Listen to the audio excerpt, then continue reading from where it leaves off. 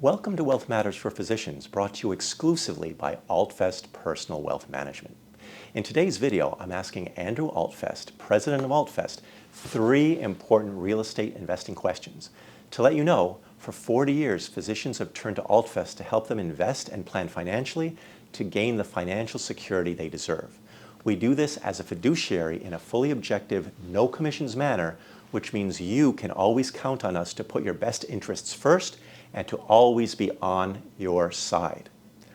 Our first question today is now a good time to invest in real estate? Well, that's the million-dollar question. And I've actually prepared a slide which I think is very informative and will shed some light on what's happening in the housing market today. This is relevant for single-family homes as well as multifamily homes. So if we look at the top left, we'll see that the housing market today has a very low level of inventory. There just are not people who are listing their homes for sale. Why is that? It's because a lot of us have gotten these mortgages at low interest rates and interest rates that are no longer available today. So we have something that is an asset, which is a mortgage rate that is comparatively cheap to what's on the market today. If your bank sold your mortgage today, they wouldn't get full value for it because it's just not competitive in the market. So home buyers have been holding on to their homes because they don't want to have to go back and search for a mortgage that is higher than the one they have today. As a result, inventory is low, interest rates have gone up and made homes less affordable to people by and large, but just the low level of inventory has kept home prices strong. If you take a property and you put a property on the market today at a reasonable price that's fully renovated and turnkey, that property is very likely to be sold in a matter of, you'll sell it the same day that you're listing it. It'll go under contract. Now let's take a look at supply. How is that going to change going forward? Well, looking at new housing starts symbolizes or what it shows is the new construction that's coming onto the market. Now, there is more new construction starting to come on, but it's still at a historically low level, and there's been an underinvestment in new homes for many years. So we're not too concerned about the number of new homes newly constructed homes that are coming on the market. We think that what it will take for home prices to decline from here is a bad recession. And that is not our expectation for a pretty nasty recession. If we take a look at the multifamily market, let's look at rent. And we see here in the bottom left that vacancy levels are low today, historically low. So again, supply demand. There aren't that many apartments for rent, which is keeping rental prices high.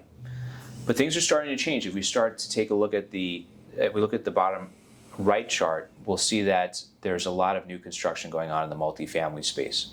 People have been pursuing the attractive nature of renting today and being an owner of a multifamily property. So there's more supply coming. So in the future, the dynamics could be changing.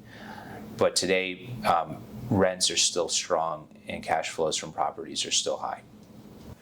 Our second question today is, are all sectors of the real estate market attractive? I think you want to be selective when it comes to investing in real estate.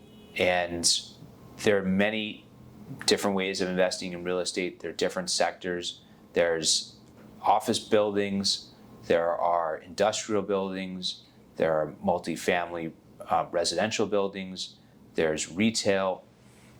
And if you just take a look at the last 5 years, I have a slide here that shows how different sectors within real estate have performed in the last 5 years. And look at the dispersion in returns.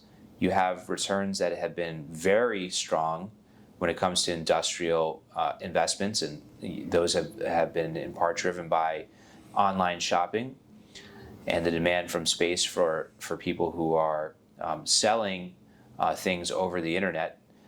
And then you have office properties that are under pressure today and have higher vacancy levels because of the trends in our economy to work from home.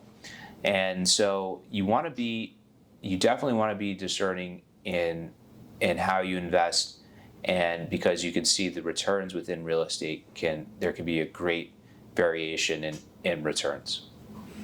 Our last question for today is, what are some very important things to consider before one starts investing in real estate?